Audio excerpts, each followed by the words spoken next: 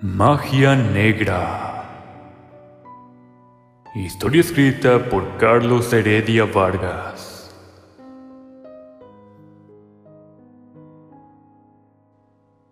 Fue a finales del año pasado, cuando finalmente pude darme un tiempo fuera del trabajo.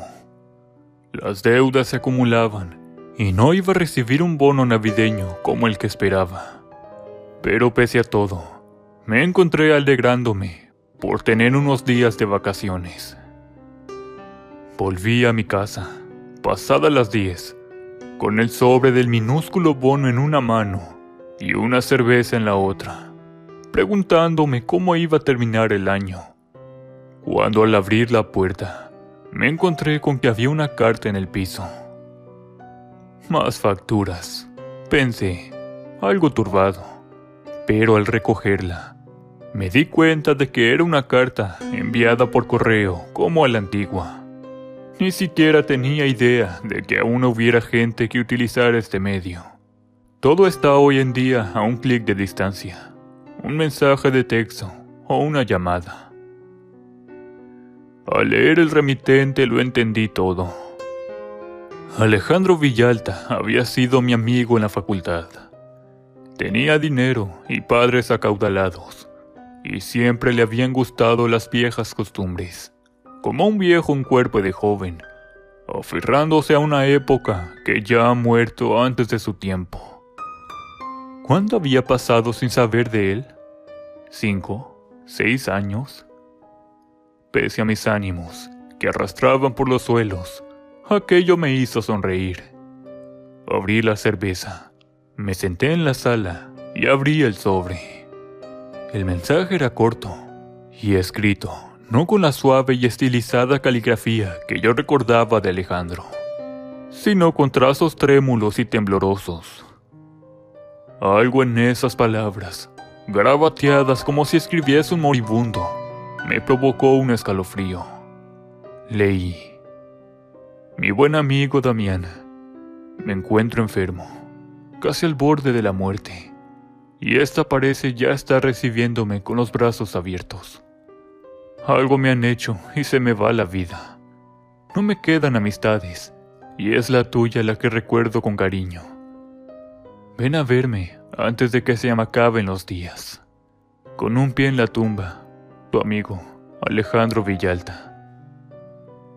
Algo me han hecho, repetí en voz alta, y el silencio de mi casa me rodeó como una sombra que se arrastra en silencio. Debajo del mensaje ponía la dirección e indicaciones precisas para llegar. Aún vivía en el pueblo de Pátzcuaro, donde yo le había visitado muchas veces. Recordaba haber pasado por allí un par de veranos y también unas vacaciones en diciembre, poco antes de graduarnos. La casa de sus padres era bellísima, enorme y elegante, pero imaginarla como el sitio donde el buen Alejandro pasara sus últimos días me trajo un regusto amargo que el resto de la cerveza no pudo alejar. Me lo pensé por casi 2 días. Tenía el tiempo para visitarle, pero no el dinero, al menos no con las deudas que tenía encima. Sin duda, pensé, solamente gastar en el pasaje de ida y vuelta me costaría la mitad de mi miserable bono. Por otro lado me dije, si era cierto que a Alejandro no le quedaban amistades, ¿qué clase de ser humano sería yo si le negaba la visita? Salí un viernes por la mañana. De haber tenido su número de celular, le había avisado que iba en camino. Pero mi viejo amigo nunca se dignó ni a comprarse una computadora, mucho menos a pensar en tener un teléfono móvil. Compré el boleto más barato que encontré en la estación de autobuses. Hacía varias escalas, de aquí hasta Michoacán, y se hacía al menos 2 horas extra a lo que había pensado, pero era mejor que pagar un viaje directo. En el camino, fui recordando mis días en la facultad con Alejandro. No teníamos pocos amigos, y ciertamente no pocas citas con muchachas. ¿Qué podía haberle alejado de toda relación con los demás? Me acordé de un par de compañeros que se juntaban con nosotros con regularidad. Eloy y Daniel tampoco eran de padres adinerados, al igual que yo, pero se las arreglaban para fingir buena economía cuando de salir con una chica se trataba. Si no mal recuerdo, uno de ellos vivía no lejos de la casa de los padres de Alejandro. Uno de ellos debió ser algo de él, pero lo cierto es que habíamos perdido ya contacto desde hacía tiempo. A mitad del camino, saqué del bolsillo de mi chamarra la carta de Alejandro. Debí leerla y leerla una docena de veces, pero el pequeño fragmento, ese donde decía, algo me han hecho, me llenaba de intriga. A medida que el camión avanzaba penosamente por la carretera, fui recordando más detalles de mis días en la escuela. Alejandro era supersticioso, y vaya que sí lo era. Los demás y yo solíamos decirle, allí vas de nuevo con tus cosas, aunque nunca nos reímos de él, que yo recuerde.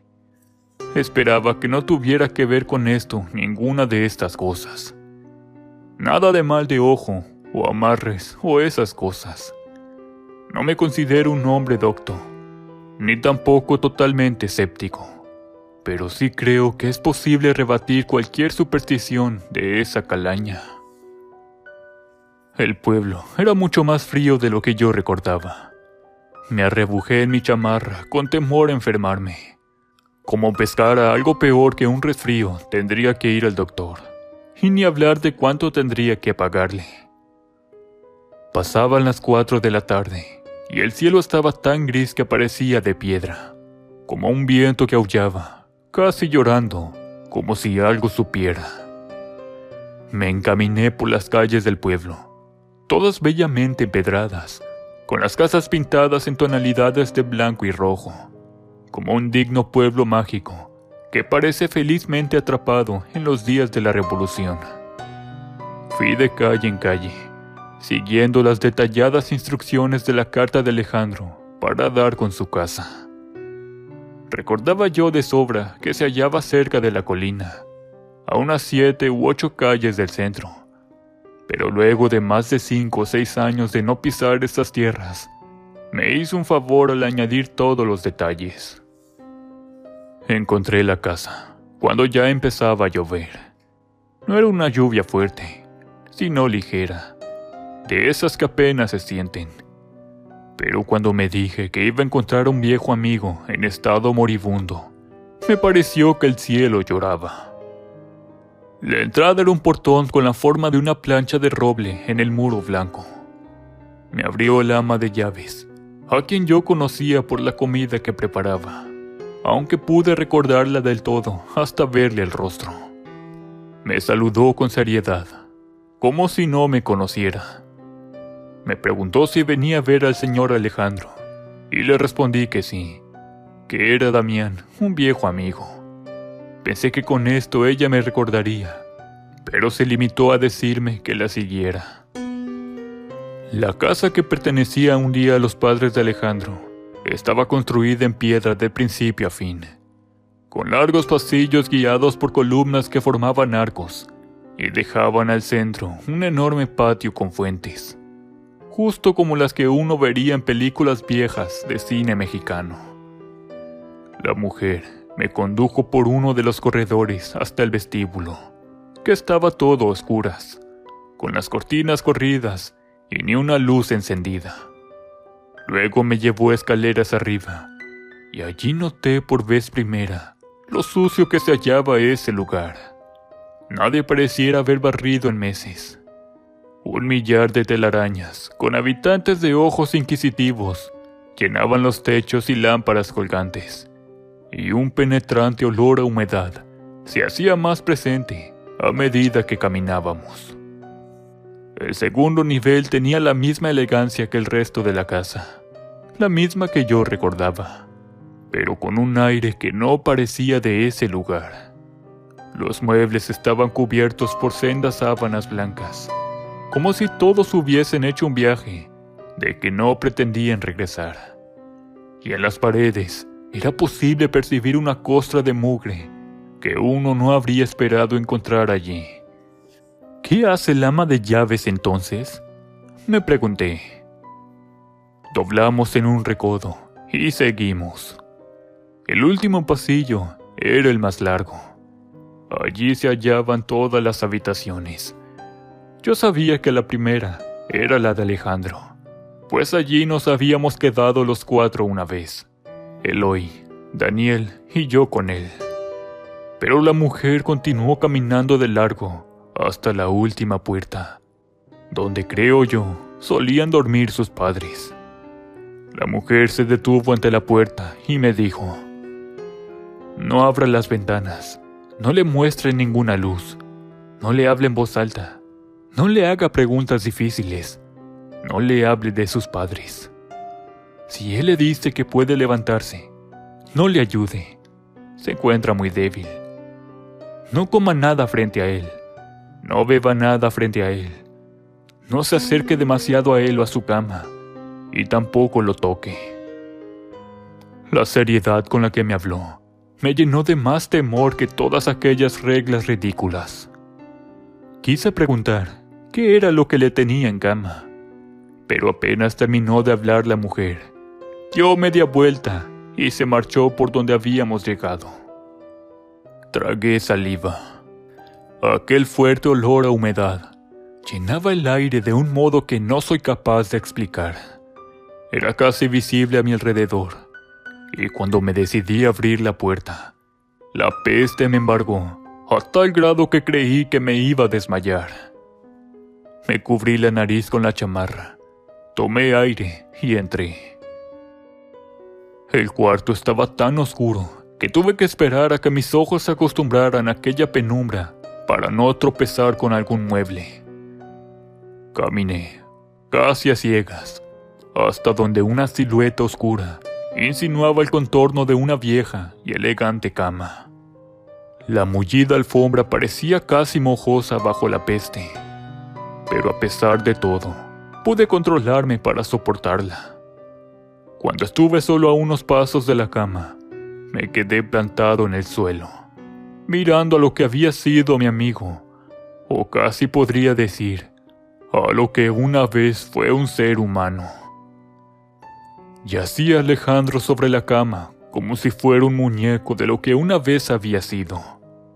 Estaba tan delgado que era difícil creer que siguiera vivo, y la piel era tan pálida que le confería el aspecto de un espíritu. Me acerqué apenas lo suficiente para verle el rostro. Estaba dormido y respiraba débilmente. Sus ojos eran surcados por las más profundas ojeras que he visto, y en su rostro, avejentado y frágil, parecía haber una mueca de eterno dolor apagado. La tristeza me llenó de golpe, y de pronto no supe qué hacer ni qué decir. Me quedé allí por momentos, hasta que lo vi abrir los ojos, inyectados en sangre.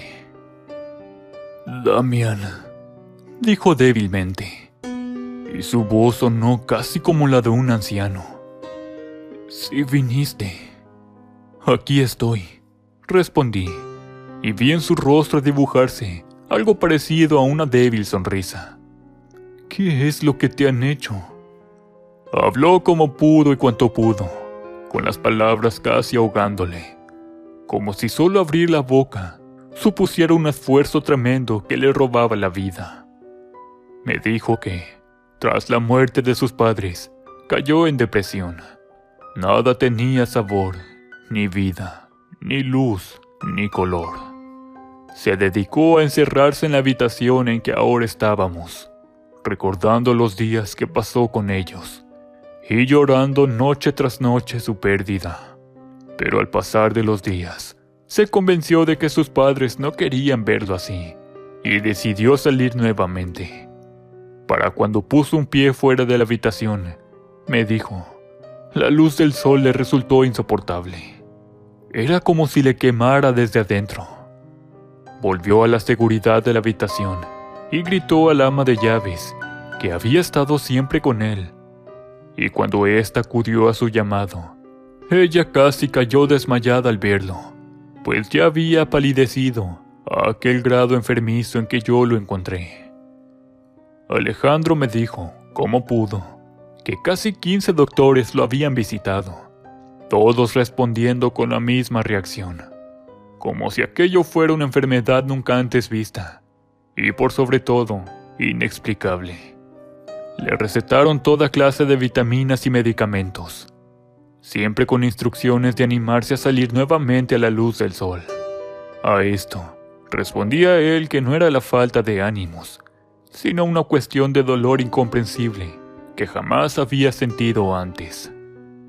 Cuando le pregunté qué sucedió luego de eso, me respondió que había ido debilitándose sin más, casi como si la vida misma le abandonase como a un amante traicionado.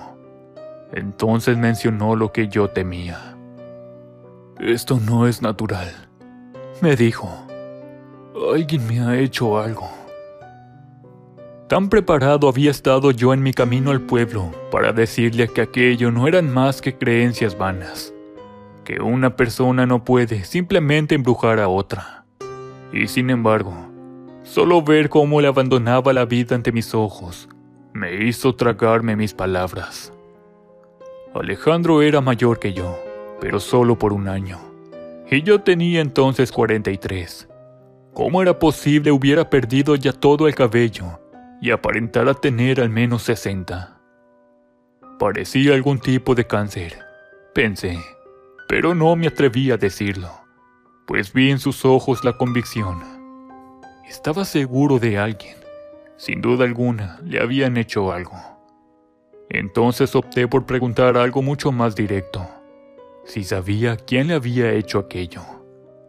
Al principio tardó en responder, pero no porque dudase, sino porque, estoy seguro, tenía miedo. «Elena», dijo, apenas con voz, y repitió como en un sollozo. «Elena». «El ama de llaves», comprendí. Pero si ésta le había visto crecer, había servido por décadas a los padres de Alejandro, e incluso había llegado a conocer a los padres de estos. ¿Cómo podía, si es que algo como la brujería existe, una mujer hacer algo como eso?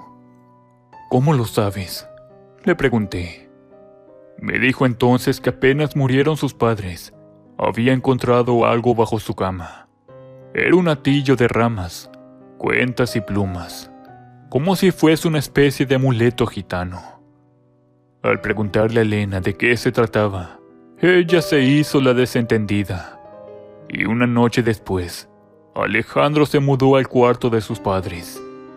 Me dijo que estaba seguro que bajo la cama de ellos no había nada, pero una vez llegó la intolerancia al sol, encontró un objeto idéntico debajo. «¿Qué otra cosa puede ser?», me dijo, casi en un sollozo. Me explicó que tiró aquello, destruyéndolo primero, pero al día siguiente volvió a encontrar otro. Le había gritado a Elena que se marchara, pero ella se había puesto a llorar, asegurándole que no entendía de qué hablaba, y diciéndole que siempre le había servido bien a él y a sus padres. Luego la debilidad del cuerpo aumentó, y con esta poco podría durar de pie, mucho menos hacer algo para correr al ama de llaves de la casa. Le exigió que se fuera, que ya no la necesitaba, pero ésta solo se mostró ofendida, y le dijo que se quedaría con él hasta que recuperase su salud. «Me está matando, Damián», me dijo. Sintiendo un escalofrío, me aparté un paso de la cama y miré debajo. Habría jurado por todo el dinero del mundo que allí no habría nada, pero me equivoqué. Metí mi mano para alcanzar aquello. No era más que un ramillete de distintas ramas que parecían provenir de muchos árboles diferentes. Del atillo colgaban cuentas, piedrecillas y plumas, y despedían un aroma dulzón, muy distinto al hedor a humedad que venía del cuerpo de Alejandro. Recuerdo haberme vuelto hacia la puerta. La silueta del ama de llaves era visible a través del cristal opaco de la ventana. Allí se encontraba, como queriendo escuchar. Al ver el latillo en mi mano, Alejandro cerró los ojos con fuerza y se volvió hacia el otro lado. Entonces fui hasta la puerta y abrí de golpe. Elena se sobresaltó al verme. Llevaba en sus manos una jarra de café con 2 tazas. ¿Sabes qué es esto?, le repliqué. Al principio negó con la cabeza, pero luego dijo: no es más que magia blanca, para que el niño Alejandro se ponga bien. Tiré al suelo la bandeja con el café y le grité que se fuera, que ya no era bienvenida en esta casa, que no quedaba allí nadie que la necesitara, y como volviera, llamaría a la policía. De principio la mujer se mostró ofendida, tal como Alejandro había dicho, pero luego soltó cuantas palabrotas conocía y se marchó, tirando a su paso floreros de plantas muertas y figurillas de las repisas. Nada pude hacer por Alejandro más que eso, porque falleció una semana después. Me quedé con él todo ese tiempo y hablamos como cuando éramos jóvenes. No dejaba de decir que le había salvado, pero verlo en ese estado me quebraba por dentro. Le dije que le conseguiría un mejor doctor, pero se negó rotundamente. Me respondió que lo único que quería era liberarse de aquella mujer. Casi 2 días antes de que Alejandro muriese, vi a Elena en la calle, pasando cerca de la casa y mirando fijamente hacia la ventana. Nunca creía en eso de las brujerías, pero sin duda, esta le hizo algo. El último día me puso que abriera las cortinas. El sol no pareció lastimarle mucho, y estoy seguro de que esbozó una sonrisa. Para el día en que ya no despertó, un domingo, su expresión había cambiado. Seguía teniendo las marcas de aquel extraño mal surcándole el rostro, pero había cierta paz en su expresión, y algo de esa paz se me contagió a mí también.